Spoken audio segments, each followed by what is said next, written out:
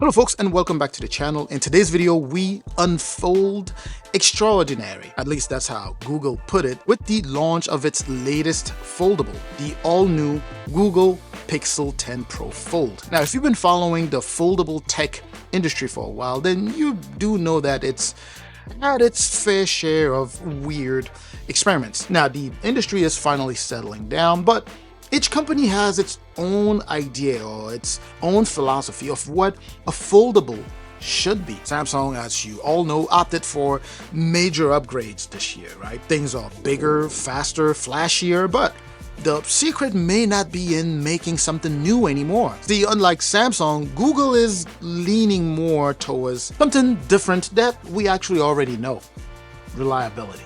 Now, the question remains, is this foldable here worth your money, or should Google go ahead and switch philosophies and join the rest? That's what we are going to talk about in this video, so let's go ahead and jump in.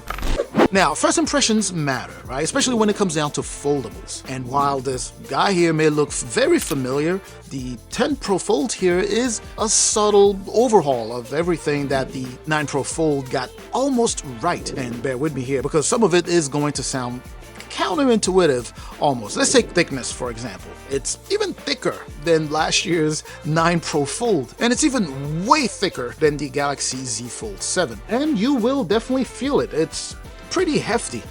But for some reason, weirdly enough, I actually kind of like it. That extra heft gives it more of a premium feel.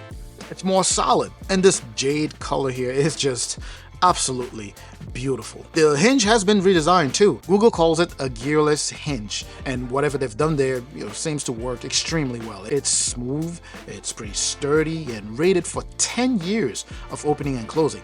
I'm not sure who's going to be using their phone for the next 10 years, but hey, I'm not here to judge. Also, this phone here is IP68 water and dust resistant, making it the first foldable to actually pull that off. Now, this time I'm not planning on testing it like I sometimes do, but just know that if you get caught in the rain or if you happen to jump in the pool and come out real quick, and you'll be good. We still have that aluminum and Gorilla Glass Victus 2. The crease is still visible. There is no escaping that, but it is not as intrusive as we've seen in the past. And this is actually a nice segue into displays. On the outside here, you are getting a 6.4-inch Actua display. It is LTPS, by the way, not LTPO. So it goes from 60 to 120 hertz, which might sound like a downgrade, I guess, if you compare it to like a Z Fold 7 or something, but it's still 120 hertz. It's bright, it's vibrant, and it does feel every bit as smooth as the regular Pixel 10 Pro, especially given,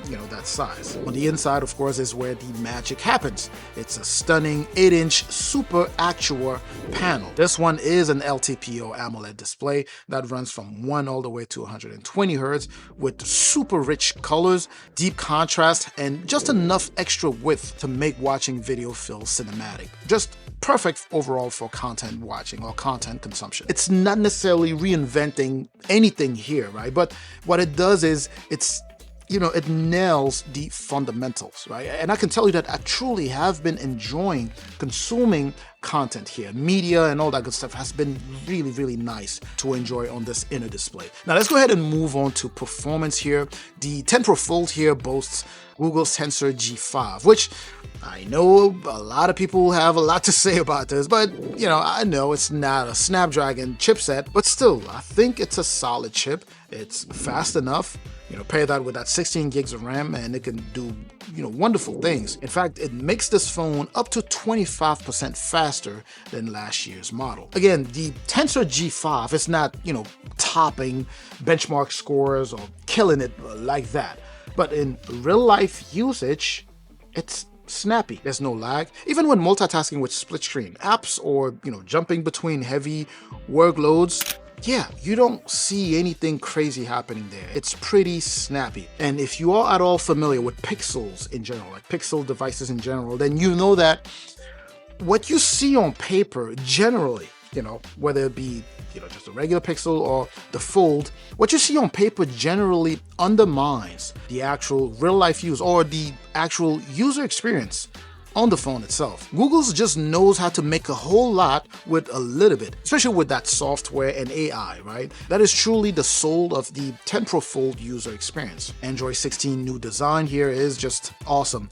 Colors feel intentional, transitions are smoother, and those subtle vibrations when you tap through UI make user experience even better. Overall, it's clean, it's minimal, and genuinely just pleasant. Although the inner display here is not a novelty anymore, like when foldables first hit the market, it's still very practical. Split screen for Twitter and Chrome, or watching YouTube while replying to DMs or emails is just so good.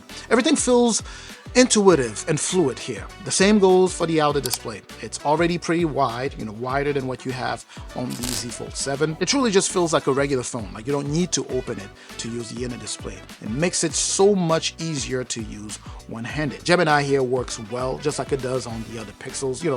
It's just the little things that make this phone truly shine. Magic Eraser, Magic Compose, Smart Address Recognition, and all of the other AI features to help make your day smoother. They all are just excellent. So since I got this phone and made it my main device for my test, I haven't really thought twice about performance. And that is simply because Google's focus on overall user experience makes it so that you don't even notice that the chip is actually subpar in terms of raw power. Now let's go ahead and talk battery. The 10 Pro Fold here is packing a 5,000 milliamp hour battery. That is a massive battery. That's actually something we had prayed and hoped and wished that the Z Fold 7 here would have. But I digress. So Google claims it gives you 24 hours of use. Now in my real world testing, I'm getting a little over 5 hours of screen on time, which is not terrible, but frankly, I was hoping for more with the size of the battery. Not because, it should just always give me more, but when we first heard that it was going to be a 5,000 or plus more in terms of milliamp hour or battery size, I actually raised my expectations. I was thinking it was going to last a lot longer than what it's doing right now. Also, I have to keep in mind that it's likely still learning my habits. But anyways, it's decent battery for what it is for the Fold here, but the gap in battery life, again, between this and the Z Fold 7 is not as major as I had anticipated, but still slightly better than the Z Fold 7. It also charges decently fast, not the fastest, but enough to go from 20% to 50% in half an hour. So large battery, faster charger, and also compatible with Pixel Snap with the built-in magnets. Let's go ahead and close with cameras now. We have a 48 megapixel wide, 10.5 megapixel ultra wide, 10.8 megapixel telephoto with up to 20 times zoom, and a 10 megapixel front-facing camera. Photos are still solid. This is a Pixel after all, right? But you can still see where Google compromised. The processing is great, for sure. It's great there, but the hardware just isn't on the same level. Like I said, the main sensor does deliver clean and balanced shots. Also, the telephoto is pretty decent at up to 5x, but once you go beyond that, things just kind of crumble. They just go down the drain from there. Night shots are definitely brighter, cleaner and sharper than last year's model. And as far as videos go, stabilization is actually pretty good, but you do get some noise in shadows or darker spots, right? Overall, not necessarily the best Google camera out there, but definitely fine camera, a very good camera for most people. Just wished it could offer a little bit more. Now, with all of this said, here's my take.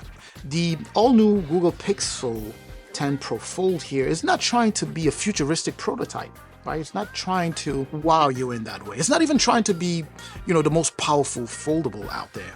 What it's trying to be here is an everyday companion. It does so by being durable, smart, and finally priced like it belongs in the real world. You get 7 years of updates and a reliable battery, IP68, and a Pixel experience that actually feels finished. This phone simply doubles down on practicality. And if that's what you're looking for, then the Pixel 10 Pro Fold here is the one you should go for when it comes down to foldables. That's just my take. I'm certainly hoping that this was informative. Please let me know what any questions or comments you may have in the comment section. Don't forget to like this video, share if you know anyone who'll be interested. Make sure to subscribe also to the channel if you haven't done so already. I'm going to catch you in the comment section like I always do. I'm also going to catch you in the next video. Up until that next video, of course, as always, stay safe out there.